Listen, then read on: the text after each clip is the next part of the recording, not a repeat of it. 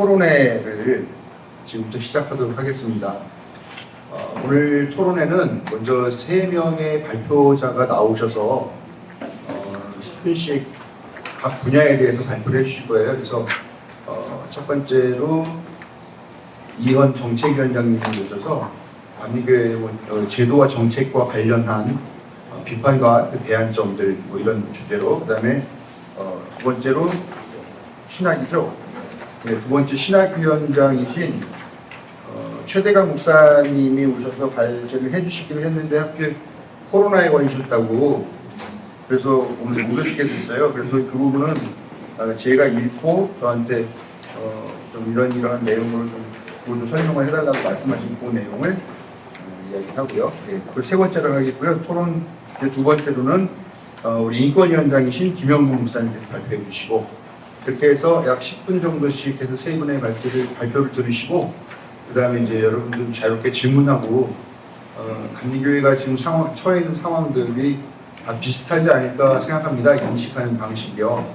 지금 너무 이게 미래에도 암담한 데다가 제도적인 문제들도 엉망이고, 또 이제 인구도 점점 줄어들고 있고, 그런 와중에 또 젊은 세대들은 교회를 떠나가고 있고 새로 유입되는 사람들은 없고 이런 상황임에도 불구하고 저는 너무 놀라운 게 이번에 감독회장이나 감독 그 사람들이 내놓은 정책들 보니까 계속 부흥 얘기하더라고요. 부흥. 지금도 무슨 부흥회 하고 뺑뺑이 돌리고 무슨 대회하고 그러면은 그게 될 것 같다고 생각을 본인들은 안 할 것 같은데, 그런 것들을 보면서 이건 선거가 참으로 심각한 상황이고 감리교회가 정말 인물난이 심각하구나 이런 생각을 하게 됐는데요. 이런 내용들에 대해서 이번 선거도 관련하고 좀 허심탄회하게 또 샘물결이 몇몇 분들도 얘기하시는 거지만 샘물결의 지금 정체성에 대한 문제점들을 많이 이야기를 하고 계셔요. 샘물결의 지금 정체가 뭐냐, 정치 조직이냐, 운동 조직이냐, 무슨 목회 조직이냐, 오히려 이것도 아니고 저것도 아니어서 더 지금 애매한 그런 상황이 있고, 그렇기 때문에 샘물결의 동력이 떨어지지 않느냐 하는 그런 문제 제기들도 해주시는데, 그런 점들이랑 다 같이 한번 허심탄회하게 얘기하면서 우리가 어떤 방식으로 어떤 방향으로 나아가야 할 것인가 하는 그런 얘기들을 좀 나누면서 우리 좀 밑그림을 그려보고 새로운 1년 또 새로운 2년을 준비하는 그런 시간으로 만들고자 합니다. 그럼 우리 발표자 두 분 일단 앞쪽으로 나와 주시겠다. 그럼 먼저 우리 정책위원장 이현 정책위원장님께서 토론 일들을 발표해 주시겠습니다. 네, 이현 목사입니다.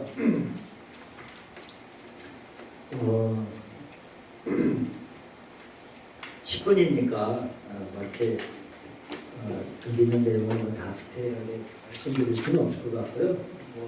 또 문제의식이 여기 앉아 계신 분들이나 또 저가 바라보는 감리교 정책과 또 문제의식이 그 대동소이 다르지 않을 거라는 생각을 전제로 제가 그냥 서로 이렇게 감리교에 대해서 편하게 그 어떤 본질적인 거에 대해서 이 대화를 나누시는 거에 그냥 물고 정도가 트는 것으로서 이렇게 가름하도록 하겠습니다.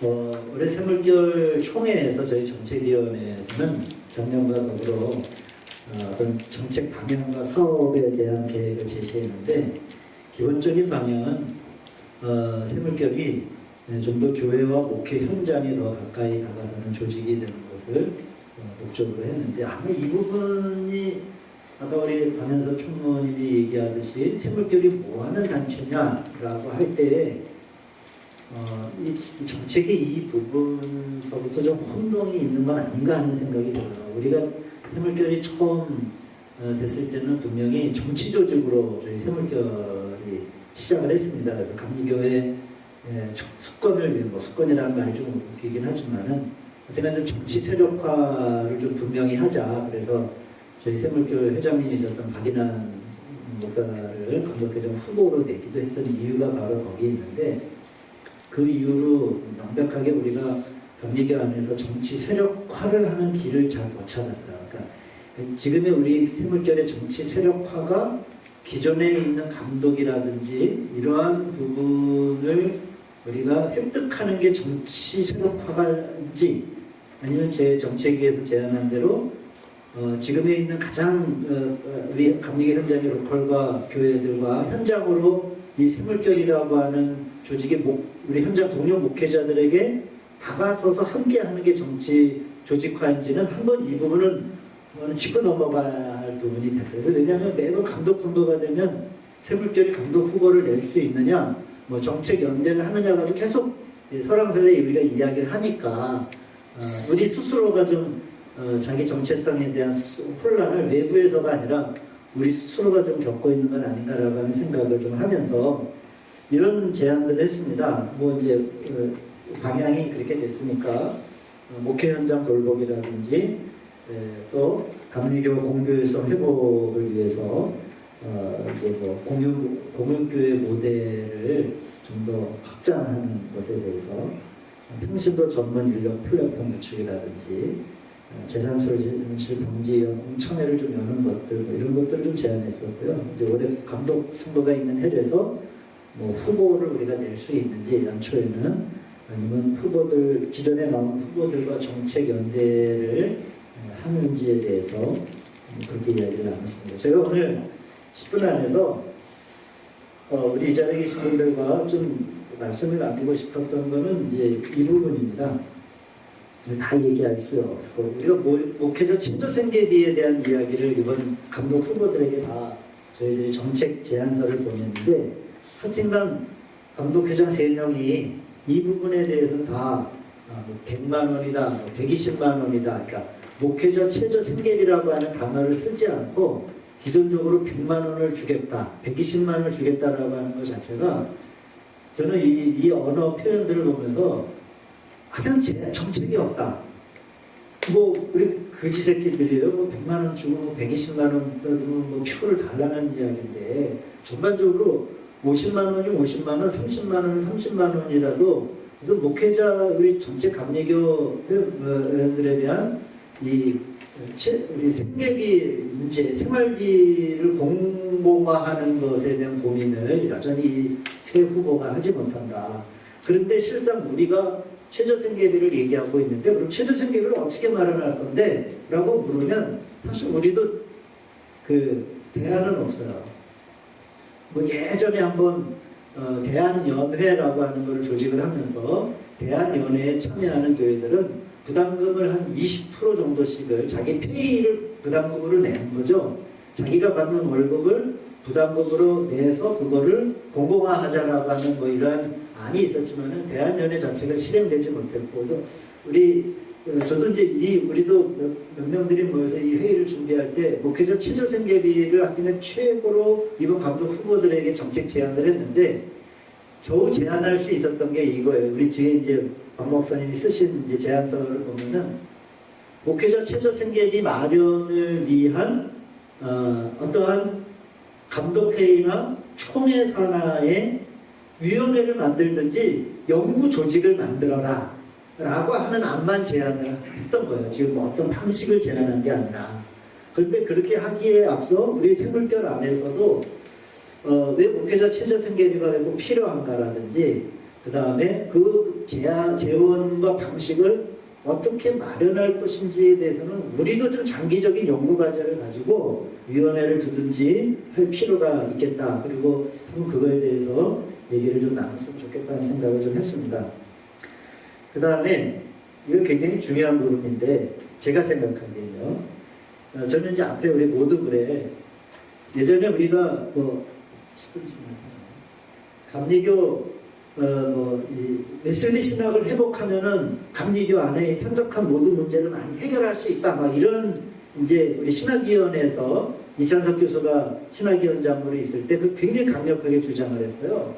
근데 제가 왜 그거에 대해서 좀 고개를 갸우뚱거리냐면 지금 제가 파악하고 있는 제가 지난번 회기 이제 감리사 일을 했기 때문에 저희 이제 중부위원회에서 우리 김포지방의 교회 단위가 제일 컸거든요. 저희 교회는 저희가 감리사할 때 60개 교회, 한 지방에 60개 교회가 저희 지방이었는데 그렇기 때문에 어느 지방보다도 이 지금 말하자면 4천만 원 미만의 미자립 교회에서 목회자들이 어떻게 살아가는지, 예? 그리고 뭐 그러면 4천만 원이 너무 행복한가? 아니, 그러니까 4천에서 7천 정도까지 되는 교회 목사들이 어떤 감리교를 어떻게 바라보고 있는지에 대해서 그나마 그래도 간접적으로 좀 많은 경험을 할 수 있는 기회가 됐습니다. 근데 저는 감리교는 바닥에서는 다 해체됐다라고 저는 결론을 내렸어요.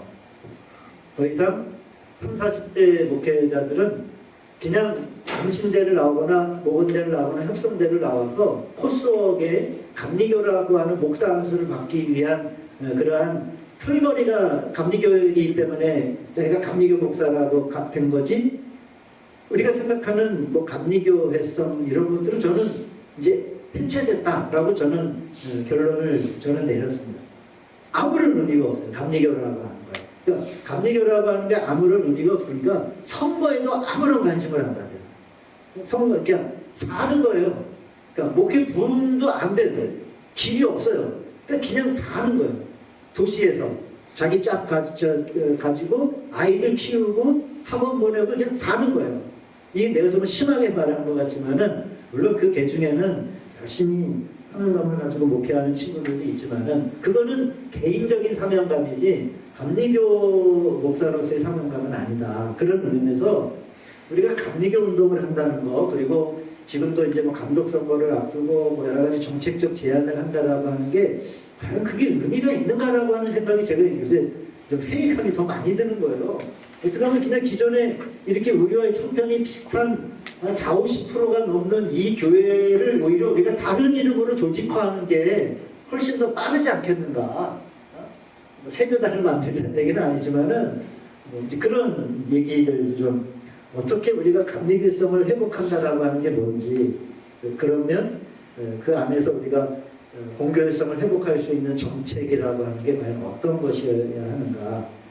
또 이 부분도 저는 지금 우리 감리교 단위 내에서는 저는 이 문제를 돌파해 나갈 목회자 조직은 미약하지만 저는 샘물결밖에 없다. 그냥 급격하게 보수화된, 그러니까 이 보수화가 웬만하면 보수화해야 되는데 이건 보수라고도 얘기하기 어렵잖아요. 지금 윤석열 정부를 보수라고 얘기하지 않고 우리가 친일이라고 얘기하듯이, 제가 이제 우리 그 중부연에 있는 아주 극성인 김찬호 감독하고 계속 대립을 하고 이러면서 결국에 이제 이 고소를 저도 뭐 어떻게 하면 할 것 같은데,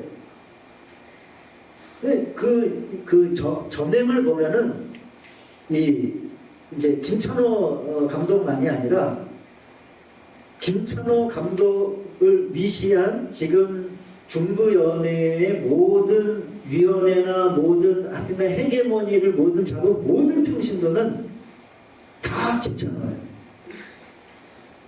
김찬호와 다른 사람은 일 안 해. 그러니까 이렇게 급격하게 보수화된 경직된 그래서 우리가 새물결이 어떻게 좀 다양한 다이내믹한 통로를 우리가 어떻게 출구를 좀 만들어낼 수는 없을까. 농목도 있는데 농목은 이제 기존에 굉장히 이제 자기 내재화가 됐고, 농목은 교단 정치에 관여를 안 한다라고 하는 내부적인 합의가 있었기 때문에 농목은 안 돼요. 그 다음에 뭐 그럼 감리교 지금 조직이 없잖아요. 대외적으로 뭔가 의미 있는 공유를 가지고 모여가지고 뭐 한번 해보자라고 하는 조직의 새물결밖에 없어요. 그러니까 밖에서는 비판을 많이 새물결을 어찌저찌 한다고 할지 몰라도, 우리 성남연회 우리 목사님 말씀하신 옛날에는 성남연회는 정감목 할 때도 정감목에 대해서도 굉장히 비관적이었어요. 그래서 따로 좋은 목회, 백여명 목사를 중심으로 해가지고 거기 뭐 그 따로 모임을 하고, 이 성남연회는 굉장히 좀 멘탈리티가 좀 독특한 부분이 있는데, 우리 새물결이 어떻게 아주 경직화된 감리교의 좀 출구를 어떤 방식으로 낼 수 있을까 하는 얘기를 시간이 뭐 가능할지 모르지만은 그런 이야기들을 좀 나눴으면 좋겠다, 그렇게 생각합니다. 마치겠습니다. 네, 이제 이어서 우리 김영국 목사님께서 두 번째 사회와 인권의 관점에서 바라본 현 감리교의 문제에 대한 말씀해 주시겠습니다. 네, 반갑습니다. 사회와 인권의 관점에서 바라보는 감리의 문제와 대안. 저는 이렇게 뭐 서론적인 부분 총괄적으로 말씀드리면 감리교에 인권이라는 것이 있긴 한가라고 하는 전제를 던질 수밖에 없습니다. 보면 사실은 가장 인권적이어야 할 교단, 특히나 우리 감리교회가 정말 전혀 인권과는 동떨어진 그런 뭐 규정, 규제, 규율 이런 것들을 너무나 많이 가지고 있는 것을 볼 수 있습니다.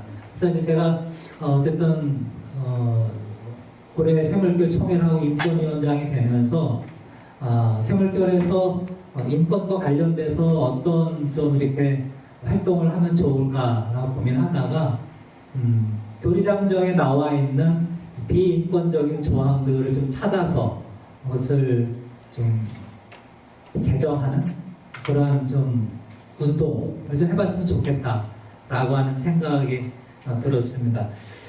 그래서 이제 몇 가지 좀 그 내용들을 찾아봤고요.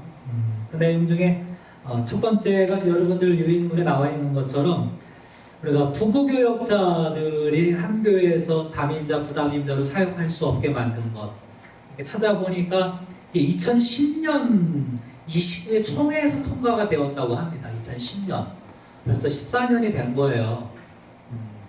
근데 처음에는 좀 저항이 있었죠. 나름대로. 그런데 어느 시간이 지난 이후에는 전혀 그냥 저항이 없이 그냥 순응하면서 받아들이고 있는 것으로 볼 수가 있습니다. 근데 아까 우리 윤정민 목사님 말씀하신 것처럼 이제 감리교 안에 약 1000여 명 우리 여교육자가 정회원 여교육자 수가 1000여 명에 가깝다고 하는데 그러면 다 독신이냐? 그렇진 않잖아요. 결혼하신 분들도 꽤 계시는데 이분들이 자기 목회 현장을 찾지 못해서 말하자면 편법적으로 아니면 불법적으로 사역을 할 수밖에 없는 이런 현실이라고 하는 얘기죠. 근데 이거를 그동안에 우리는 뭐 다른 것도 다 마찬가지지만 내 문제가 아니라고 하는 인식 때문에 크게 우리가 관심을 갖지 않았다라고 하는 부분입니다. 근데 저는 이런 부분도 다시 우리 세물교에서 관심을 갖고 이것이 단순히 그냥 뭐 여교육자들의 인권을 신장하기 위한 것이 아니라 모든 목회자로서 갖는 그 권리를 제대로 실현할 수 있도록 하는 것이 필요하다라고 하는 그런 생각을 갖습니다. 그래서 이 부부 목회자 문제 보면은 어떤 인권적인 문제가 있느냐, 직업 선택의 자유 제한, 또 성평등 문제, 가족 생활에 대한 영향 문제, 개인의 능력과 기여를 무시하는 것, 또 교회 다양성과 포용성 문제, 그리고 차별 문제, 이런 그러니까 인권적인 문제들이 우리가 다시 한번 이제 재고해야 될 필요가 있다. 지금 아까 우리 이현 목사님도 이야기했지만 저도 이제 감리교회에서 말하자면 62년 감리교인으로 살고 목사로서 지금 38년 이렇게 이제 목회 사역을 했는데 저는 정말 우리 감리교회는 희망이 없다. 감리교회는 빨리 좀 폭파돼야 된다. 저는 사실 이런 심정이 더 큽니다. 이대로 간다면. 그래서 좀 더 이런 부분에 대해서 우리 집중적인 관심을 가질 필요가 있을 것 같고요. 그 다음에 두 번째로는 그 전부터도 세물교에서도 여러 차례 이야기를 했었는데 감리사의 그런 피선거권 제한하는 것, 그 기준이 뭐죠? 자립이냐 미자립이냐 라고 하는 것으로 감리사의 피선거권을 제한하고 있다고 하는 이야기죠. 그러니까 이런 것 자체가 벌써 이미 감리교의 정치 풍토가 망가져 있다고 하는 얘기죠. 일단 그 감리사로서 지방에서의 어떤 행정자로서의 역할을 그 교회가 돈이 있느냐 없느냐로 결정하는 거잖아요. 그러니까 그 개인이, 그 정회원이 감리사의 직무를 수행할 수 있는 역량이 있느냐 없느냐, 라고 하는 것이 판단 기준이 아니고 그런 건 전혀 무시된 채 그 교회가 자립교회냐 미자립교회냐로 선거권, 피선거권을 제한한다라고 하는 것. 여러분 우리가 잘 아시는 것처럼 다 접어두고 대통령도 빚쟁이라고 해서 피선거권을 제한하지 않습니다. 대통령 선거에서도. 예. 그럼에도 불구하고 우리 감리교단 안에 이러한 법이 존재하고 있다라고 하는 것 굉장히 큰 비인권적인 문제죠. 그 다음에 이제 세 번째로 제가 또 찾아봤던 것은 이제 잘 알고 있는 제3조 8항 마약법 그리고 동성애 찬성이나 동조하는 행위 이 부분도 굉장히 심각한 인권 침해적인 요소를 가지고 있는 겁니다. 네.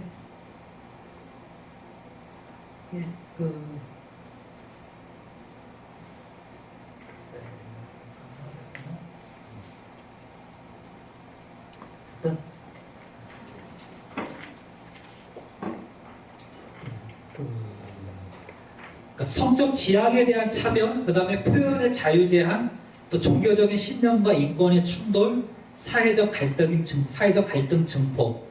그러니까 저는 이제 제 친구들을 만나서 또 다른 목회자들을 만나서도 좀 그런 이야기를 많이 합니다. 이게 뭐 가끔 좀 부닥치는 부분도 있긴 하지만 저는 목회자는 좌우로 어느 한쪽으로 편향되지 아니하고 좀 이렇게 그 평형을 잘 유지하는 그러한 좀 스탠스를 가져야 되지 않나라고 생각이 됩니다. 물론 개인적인 어떤 그 자기 가치, 정치적인 지향은 다를 수 있죠. 네, 자기 나름대로 뭐 자기가 주장하는 바, 자기가 뭐 신념하는 바가 다를 수 있지만 최소한 목회자의 입장에서 성도들에게 어떤 그 말씀을 전하는 사역자로서의 위치는 균형을 좀 가져야 된다. 그래서 어느 한쪽으로 치우친 그런 생각이나 무슨 사상이나 의식들을 전하는 것이 아니고 쉽게 말하면 좌와 우를 온전히 그들에게 있는 사실을 제대로 정보를 전달해주고 그 판단은 말하자면 성도들이 할 수 있도록 해줘야 되는 것이다. 그런데 어떤 면에서는 자기들이 가지고 있는 것들이 전부이냐 그것을 막 강조를 넘어서 강요하는 특히 여기 뭐 우리 중부연의 김찬호 감독 같은 사람은 누가 어떤 분이 그런 얘기 하시더라고요. 근데 이분이 그 인터콥과 관계가 되어 있다 그러잖아요. 인터콥 잘 아시는 것처럼 굉장히 그 복음 선교라고 얘기해야 될까요? 선교에 정말 어느 단체보다도 뒤떨어지지 않는 그런 열정을 가지고 선교 사역을 감당하고 있는데 그 인터콥을 향해서 그분은 그런 표현을 하시더라고요. 그 사람들은 신앙이 아니고 신념이라는 얘기를 하더라고요. 신앙이 아니고 신념이다. 그러니까 이런 잘못된 신념을 가지면 지덕원 목사가 그 당당하게 글을 기고한 너무 저는 진짜 그 글을 읽으면서 100배 1000배 공감을 했는데 마치 자기가 전부이냐 자기 지식이 최고이냐 다른 사람들을 판단하고 정죄하는 이런 부분들 저는 이거는 우리 특히나 감리교 신학을 공부한 목회자라면 이건 좀 지양해야 할 그런 부분이 아닌가 그런 생각을 합니다. 그 다음에 이제 네 번째로는 그 연애 회원의 권리 590단체 90조에 있는 그래서 정회원 교육자와 평신도 대표에게 동일한 의견권을 주고 준회원과 협동회원은 발언권만 가지게 하는 것. 여기도 우리 준회원 계시죠? 예. 예. 준회원. 네. 사실 이런 부분도 굉장히 차별적인 그런 조항이거든요. 근데 우리는 그냥 어떻게 보면은 이 감리교회는 계급 아닌 계급이 있다 보니까 이거를 그냥 당연시 생각하는 경우들이 많이 있는 것 같아요. 예, 그래서 그 준회원들의 그런 참여권 이런 것들을 일단 많이 굉장히 훼손하는 그러니까 민주적인 의사 결정을 훼손하는 왜냐하면 아예 그렇다면 지방에는 그렇다 치더라도 연애 회원으로서 아예 참여를 시키지 말아야죠. 회비는 다 받고, 예. 그리고 다 허입 다 하면서 회원으로 인정하면서 준회원이라고 해서 어떤 그런 회원의 권리를 제한하는 것도 사실은 비인권적인 부분이다. 물론 여러 가지 많은 이야기들을 하죠. 뭐 선거를 할 때 너무 많은 선거권자가 있기 때문에 골치 아프다, 복잡하다 이런 것도 얘기들도 하고 하지만 사실은 엄밀한 의미에서 따지면 이것은 다 기득권들을 가지고 있는 사람들이 자기들의 그 기득권을 지키기 위한 꼼수로 이러한 조항들을 삽입해서 많은 그런 사람들의 권리를 제한하는 이런 비인권적인 차별적인 이런 조항을 만들었다라고 생각합니다. 그래서 제가 며칠 전에 그 감독 회장 후보에 나온 분하고 만나서 이런 얘기를 했어요. 그 장정에 이런 비인권적인 조항들이 있다. 그랬더니 어떻게 했으면 좋겠네요. 바꿔야죠. 없애든지 이 조항들을 없애든지 바꿔달라. 만약에 당신이 감독회장이 된다면 이 조항들 다 없애라. 아니면은 개정해서 모든 그런 권리들을 다 획득할 수 있도록 그 권리를 행사할 수 있도록 그렇게 해야 된다. 그랬더니 그분이 그런 말씀하시더라고요. 자기도 공감하고 동의한다. 그러면서 감리교 우리 교리와 장정을 장정개정위원회에 맡길 것이 아니라 법률 전문가들에게 이 교리장정을 맡겨서 우리 감리교의 신학적인 의미를 훼손하지 않는 범위 안에서 이 교리장정을 법률가들이 전문가적인 그런 지식과 정보를 가지고 그걸 다시 개정할 필요가 있다. 자기는 그렇게 하고 싶다. 그런 의사표시를 하더라고요. 그래서 나 동의한다. 만약에 당신이 감독회장에서 그렇게 한다면 적극적으로 당신 지지하고 도와줄 수 있다. 말하자면 그런 이제 의사표시를 했는데 좀 정말 우리 감리교회 우리가 같은 공동체 일원으로서 좀 이런 부분에 대해서 우리가 다시 한번 좀 새물결에 심각하게 좀 다시 생각을 갖고 이런 일들을 좀 우리가 같이 함께 전개해 나갔으면 좋겠다. 그런 바람을 갖습니다.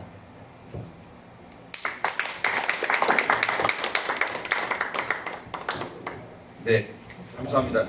제가 확인 하나 했으면 좋겠는데요. 이게 같은 교회에서 담임자와 부담임자로 부부가 사역할 수 없는 게 제가 알고 있기는 나중에 좀 바뀌어가지고 몇몇 가지 조건을 세우는 경우는 부부가 같이 있을 수 있게 허용한 걸로 알고 있는데 제가 잘못 알고 있는 건가요?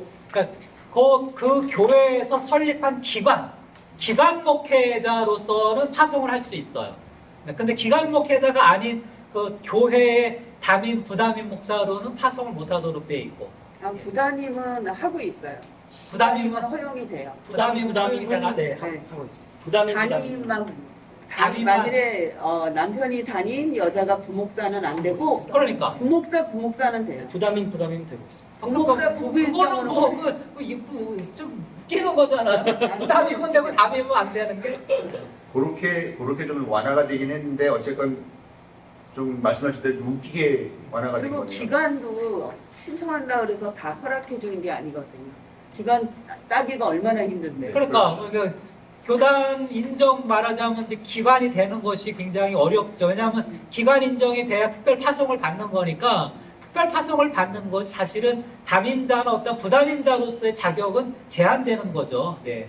기관 파송자로서 인정을 받는 것일 뿐이지. 한국 사회가 좀 아직까지 좀 유교적 그 영향이 강해서 제 주변에서 보면 대부분 여자분들이 남편한테 담임 자리를 양보해요. 그러면 여자분들은 미파로 계속 있다가 휴직 가고 막 이런 상황까지 가거든요.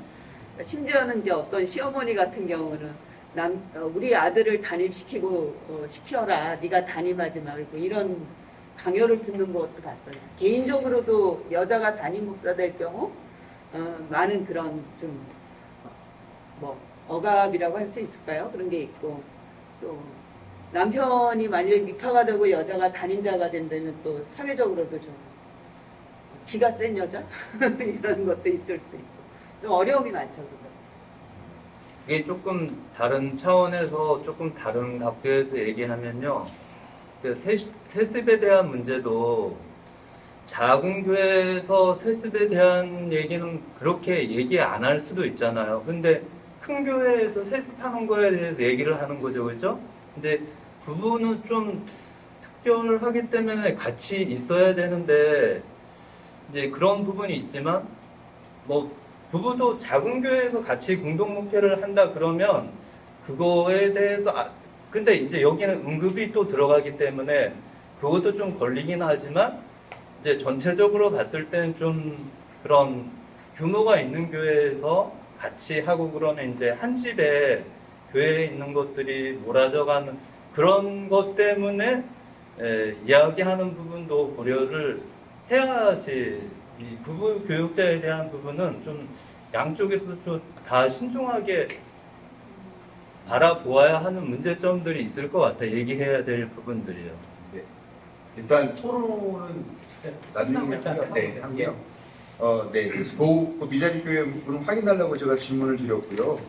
어찌됐건 지금 감리사의 자격이나 무슨 뭐 예를 들면 뭐 총대라든가 뭐 하는 또 이런 문제 같은 것들이 전반적으로 지금 감리교회의 법이 돈을 움직이고 있다는 생각이 들게 해요.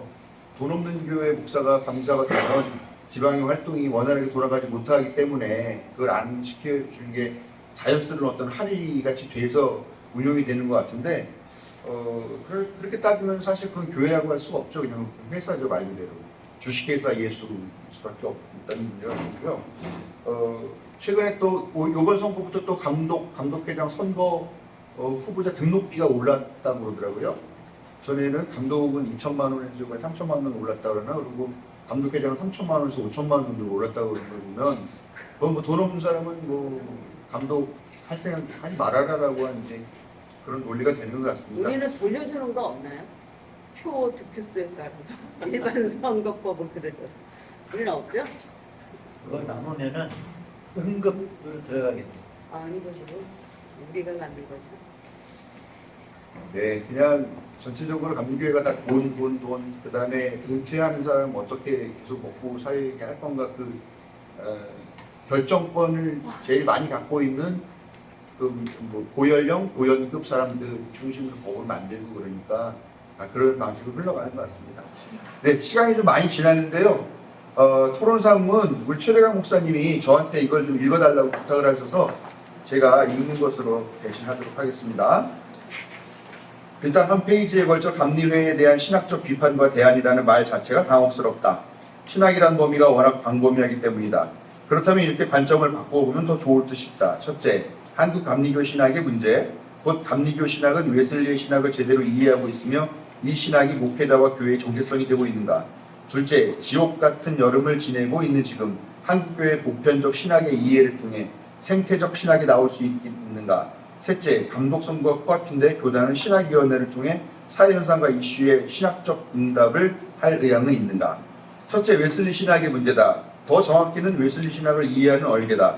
우선 웨슬리는 감리교를 만든 적이 없었다. 그는 성공의 신부였고 성공의 감리회를 만들어 초교파적 모임을 가졌다. 그리고 그의 신학적 배경은 영국이라는 점을 잊지 말자. 곧 그가 받아들인 신학은 경험론이라는 틀 안에서 구성됐다는 것을 잊지 말아야 한다.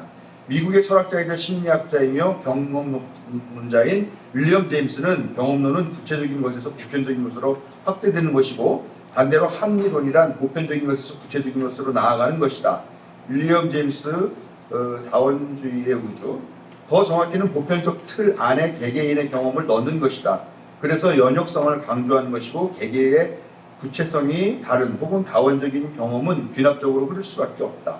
그래서 웨슬리에 의해서 올더스게이트의 경험이 중요했던 것이고 성공의 안에서 감리회를 열어 초교파적 다원성을 받아들일 수 있게 된 것이다. 경험론적인 귀납적 신앙의 방식은 하나님을 찾아가는 수행적 방식이며 영성신학, 나와 다름을 인정할 수밖에 없다. 신학의 다원성과 더 나아가 종교적 다원성. 특히 감신을 졸업한 50대 이상의 목회자는 변선한 교수를 통해 감리교 신학을 배웠는데 애석하게도 그는 대륙의 합리론 중 다원성을 주장하는 야스퍼스와 불의를 통해 웨슬리를 보았다.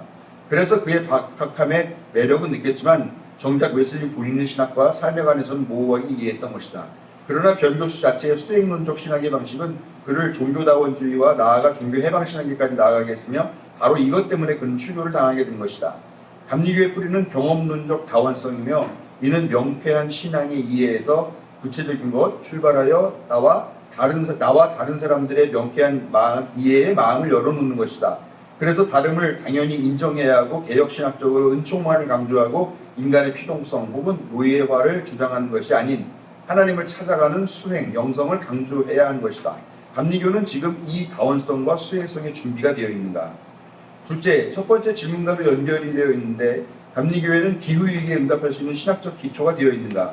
특히 개신교는 어거스틴의 내면의 빛을 지나치게 강조하면서 이를 계승한 집단이다. 가톨릭의 선행을 펠라기우스적이라고 환원해버리고 하나님의 절대 은총에 의한 구원을 강조하는 신학이다. 이러면서 필연적으로 구원의 내면성과 인간의 활동, 선행, 교회의 전통을 넘어선 초월성을 강조한다. 그래서 영혼 구원 혹은 내면성과 초월성을 강조하게 된 것이다. 쉽게 말해 죽어 천국 가는 것이요. 이런 구조에 막스 베버가 이해한 칼빈주의가 결합되어 신자본주의적 신학이 형성됐고 이것이 오늘날의 미국의 자본주의 문화를 만들어내게 된 것이다. 내면성과 초월성이라면 결국 현실의 문제를 피해가는 것인데 또한 이런 신학적 기초가 감리교, 장로교 할 것 없이 대중적 신학 이해인데 과연 기후위기와 생태에 응답할 수 있겠는가? 특별히 초월해야 할 대상인 세계는 과학에 의해 설명되고 있으며 진화론은 생물학적 상식인데 교회가 이를 받아들이고 있는가? 현 교회의 신학은 생태 위기와 기후 변화를 전혀 받아들일 수가 없는 구조다. 그렇다면 신학을 재구성해야 된다. 특히 매튜 폭스를 중심으로 한 창조 신학과 영성은 내면성과 초월성 중심의 신학적 틀을 과감하게 부수면서 구속을 창조 안에서 이해하고 있다. 그렇다면 감리교회는 이 신학을 받아들일 준비가 되어 있는가? 또한 내면성과 초월성을 강조한 개혁신학에서 자본주의적 삶의 방식이 나왔고 오늘날 근본주의의 모태가 되어 있는데 기복적 신앙이 교회의 중심이 된 한국감리교회가 기후위기에 책임이 없다 할 수 있는가? 셋째, 교단의 신학위원회를 둘 의향이 없는가? 최근 백낙청 TV에서 백낙청은 기독교의 수행이라는 것이 있는가 하고 물었다. 있다. 문제는 그 수행이라는 것을 영성형성이라고 말하는 데 있다.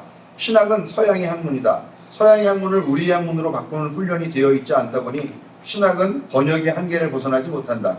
영성형성이라고 하면 나와는 다른 누군가가 하는 것으로 보인다. 그런데 영성형성이란 곧 신앙생활이다. 수행인 거다. 번역 신학을 벗어나지 못하니 신학은 나의 삶을 반영하는 것이 아니라 몇몇 학자들이나 서양인들이 하는 것으로 되어버렸다. 번역뿐만이 아니다. 변화하는 사회와 세상에 응답하고 신학적 대안을 제시할 신학위원회를 두고 고민하고 토론해야 하는데 교단과 교회는 무엇으로 이에 응답하는가? 과거 변선한 교수의 종교다원주의의 문제나 성소수자 문제에 교회는 무엇으로 응답했는가? 선동으로 응답했지 않는가? 신학이 없고 성찰이 없다 보니 선동이 교회와 교단을 이끌어가고 있지 않은가? 주여 삼창의 기도 제목을 두고 선동하거나 설교에서 선동하거나 약자를 지목하고 따돌림에 선동을 하거나 교회의 현 문화는 신학이 없이 선동이 중심이 되어간다. 이 역시도 성찰해야 하고 그 첫 번째 출발점은 교단의 신학위원회 설립과 이를 통한 토론 문화의 정착이다. 물론 생긴다 해도 정착되기까지는 지금보다 몇 배 더 성숙해져야 할 것이다. 이상 세 가지의 신학적 문제점을 제시했다. 대안은 비판 안에 다 들어있다. 웨슬리 신학의 문제는 웨슬리를 이해하고 그의 책들을 선정하여 독해를 하면 되고 이를 기초로 신학적 자기 정체화를 하면 되며 둘째로 생태신학을 통한 신학 구조를 재구성하는 작업을 해야 되며 셋째, 교단 안에 신학위원회를 두어야 한다. 그래서 세계 안에서 신학적 방향을 잡아 나가야 한다. 그래서 이제 마녀사냥식 선동이 중단되어야 하는 것이다. 네, 최 목사님이 보내주시면서 이렇게 했어요. 요약하자면 1. 생태적 신학을 위한 전통 신학 비판하는 새로운 신학 구축 2. 웨슬리 신학의 정확한 이해와 이를 전통화 가로 열고 새로운 이슈가 있을 때 웨슬리 신학적 관점에서 응답 3. 교단이나 연회의 신학위원회 설립 그래서 번역 신학적 한계를 극복하고 사회적 이슈에 정확한 신학적 토론과 응답 이렇게 요약을 해서 저에게 보내주셨습니다.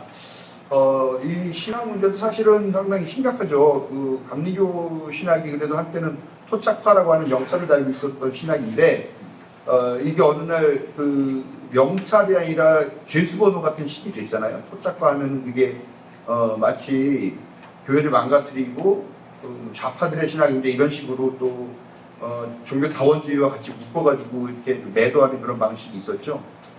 그러고서 이제 부흥사들이 한참 활동하던 시기에 이 신학교를 어떻게 해서든지 자기들이 말하고 있는 그 부흥회의 그 이론 설교와 맞아 떨어뜨리는 그런 교육을 시키는 기관을 만들기 위해서 학교를 장악하게 됐고 그런 문제들이 됐죠.